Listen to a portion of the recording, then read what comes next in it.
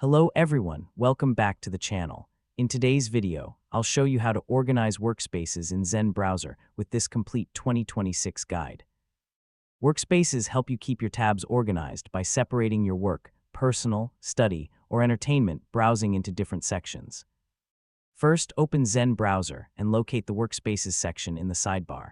If you don't already have multiple workspaces, create a new one by clicking the New Workspace button. Give it a name and choose an icon or color if those options are available. Next, organize your browsing by moving related tabs into the appropriate workspace. For example, keep your work websites in one workspace and your personal or social media tabs in another. You can switch between workspaces at any time by clicking on them in the sidebar, making it easy to stay organized and focused.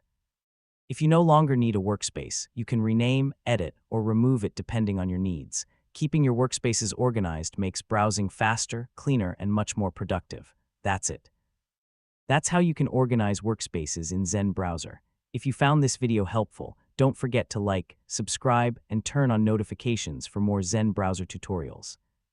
Thanks for watching, and I'll see you in the next video.